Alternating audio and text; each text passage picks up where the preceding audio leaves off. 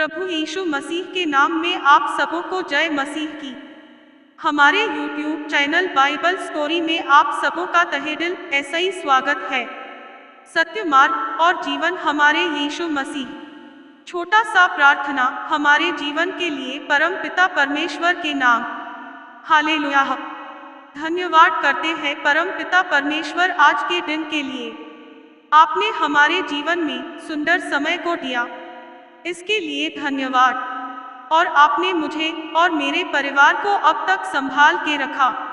मैं प्रार्थना करती हूँ पिता परमेश्वर की जितने भी जन इस प्रार्थना को सुन रहे हैं उनके जीवन को खुशियों ऐसे ही भर दे।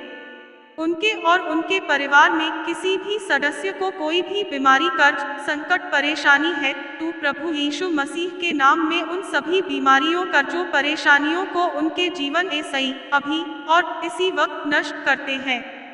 प्रभु यीशु मसीह के नाम में जितने भी जन इस प्रार्थना को सुन रहे हैं मैं उन सभी भाई बहन के जीवन को प्रभु यीशु मसीह को सौंपते हैं। परमेश्वर सभी के जीवन को संभाल के रखे। इस छोटी सी प्रार्थना को प्रभु यीशु मसीह के नाम में मांगते हैं, आमीन। आज का विषय पुस्तक उत्पत्ति के रहस्य एवं वचन जानेंगे। उत्पत्ति पुस्तक में कुल अध्याय की संख्या 50 है। इसमें कुल 1533 वचन है, जिसमें कि आज हम अध्याय 9 और 10 देखेंगे। अध्याय 9 में कुल वचन 29 है और अध्याय 10 में कुल वचन 32 है। उत्पत्ति अध्याय 9 का एक ऐसा ही 29 पद। फिर परमेश्वर ने नूह और उसके पुत्रों को आशीष दी और उन ऐसा ही कहा कि फूलो, फलो और बढ़ो और पृथ्वी में भर जाओ।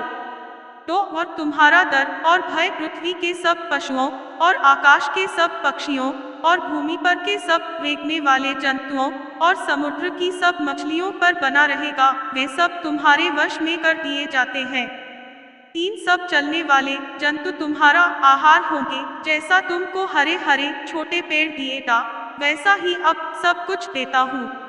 4 पर मांस को प्राण समेत अर्थात लोहू समेत तुम न खाना।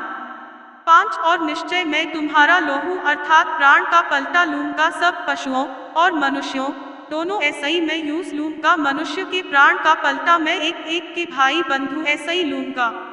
6 जो कोई मनुष्य का लोहू बहाएगा उसका लोहू मनुष्य ही ऐसा ही बहाया जाएगा, क्योंकि परमेश्वर ने मनुष्य को अपने ही स्वरूप के अनुसार बनाया है।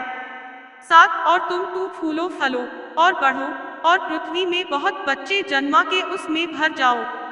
8 फिर परमेश्वर ने नूह और उसके पुत्रों ऐसा ही कहा। 9 सुनो, मैं तुम्हारे साथ और तुम्हारे पश्चात जो तुम्हारा वंश होगा उसके साथ भी वाचा बांधता हूँ। 10 और सब जीवित प्राणियों ऐसा ही भी जो तुम्हारे संग है, क्या पक्षी, क्या घरेलू पशु, क्या पृथ्वी के सब बनैले पशु, पृथ्वी के जितने जीव जंतु जहाज ऐसा ही निकले हैं, सबके साथ भी मेरी यह वाचा बंधती है। 11 और मैं तुम्हारे साथ अपनी इस वाचा को पूरा करूंगा कि सब प्राणी फिर जलप्रलय ऐसा ही नाश न होंगे और पृथ्वी के नाश करने के लिए फिर जलप्रलय न होगा। 12 फिर परमेश्वर ने कहा, जो वाचा मैं तुम्हारे साथ और जितने जीवित प्राणी तुम्हारे संग है उन सब के साथ भी युग युग की पीढ़ियों के लिए बांधता हूँ, उसका यह चिन्ह है। 13 की मैंने बादल में अपना धनुष रखा है, वह मेरे और पृथ्वी के बीच में वाचा का चिन्ह होगा। 14 और जब मैं पृथ्वी पर बादल फैलाऊं, जब बादल में धनुष देख पड़ेगा। 15 तब मेरी जो वाचा तुम्हारे और सब जीवित शरीरधारी प्राणियों के साथ बांधी है उसको मैं स्मरण करूंगा। तब ऐसा जलप्रलय फिर न होगा जिस ऐसा ही सब प्राणियों का विनाश हो। 16 बादल में जो धनुष होगा मैं यूं देख के यह सदा की वाचा स्मरण करूंगा जो परमेश्वर के और पृथ्वी पर के सब जीवित शरीरधारी प्राणियों के बीच बंधी है। 17 फिर परमेश्वर ने नूह ऐसा ही कहा, जो वाचा मैंने पृथ्वी भर के सब प्राणियों के साथ बांधी है उसका चिन्ह यही है। 18 नूह के जो पुत्र जहाज में ऐसा ही निकले वे शेम, हाम और येपेत थे और हाम तो कनान का पिता हुआ। 19 नूह के 3 पुत्र ये ही है और इनका वंश सारी पृथ्वी पर फैल गया।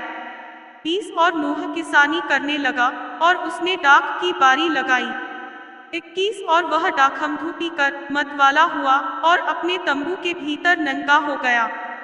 22 तब कनान के पिता हाम ने अपने पिता को नंगा देखा और बाहर आकर अपने दोनों भाइयों को बतला दिया। 23 तब शेम और येपेत दोनों ने कपड़ा लेकर अपने कंधों पर रखा और पीछे की ओर उल्टा चलकर अपने पिता के नंगे तन को दाम दिया और वे अपना मुख पीछे किए हुए डा, इसलिए उन्होंने अपने पिता को नंगा न देखा।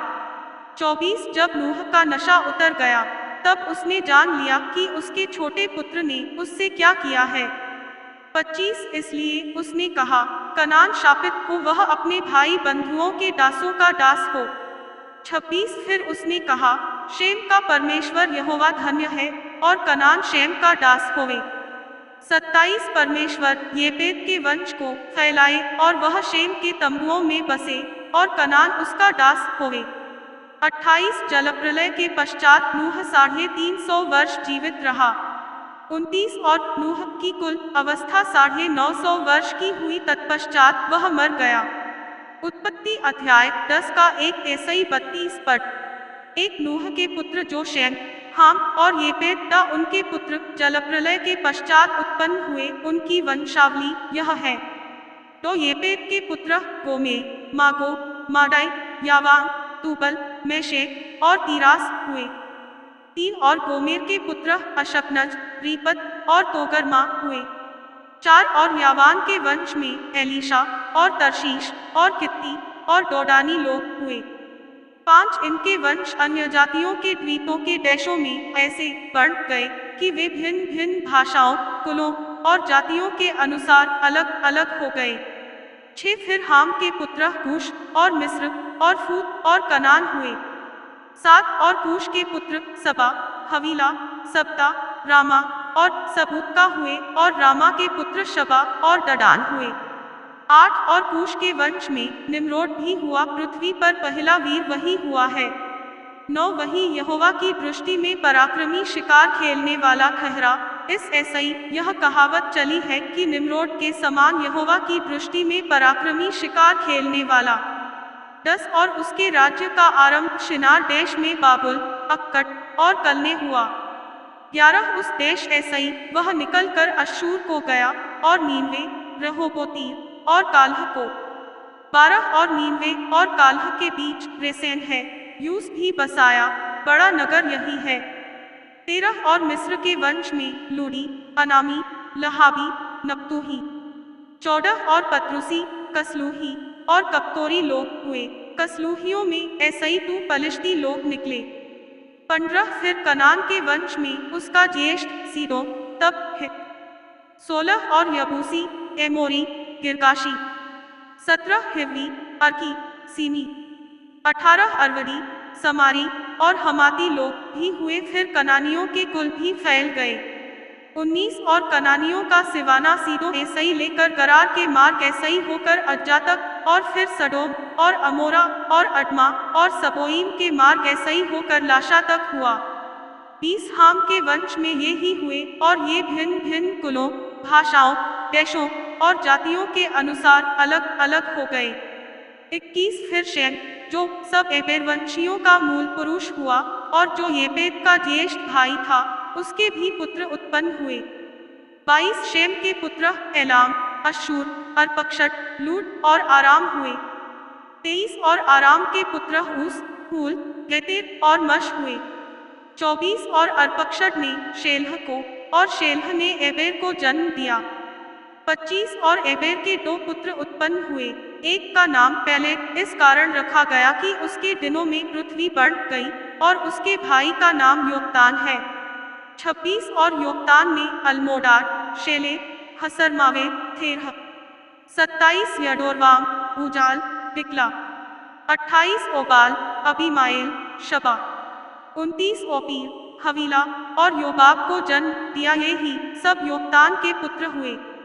30 इनके रहने का स्थान मेशा ऐसई लेकर सपारा, जो पूर्व में एक पहाड़ है, उसके मार्ग तक हुआ। 31 शेम के पुत्र ये ही हुए और ये भिन्न भिन्न कुलों, भाषाओं, देशों और जातियों के अनुसार अलग अलग हो गए। 32 नूह के पुत्रों के घराने ये ही हैं, और उनकी जातियों के अनुसार उनकी वंशावलियां ये ही है, और जलप्रलय के पश्चात पृथ्वी भर की जातियां इन्हीं में ऐसा ही होकर बढ़ गई। आमीन। परमेश्वर आप सबों को इस वचन ऐसा ही आशीष दे। धन्यवाद पिता परमेश्वर, आपने हम सबों को अब तक संभाल कर रखा। Thanks for watching. Please subscribe and share.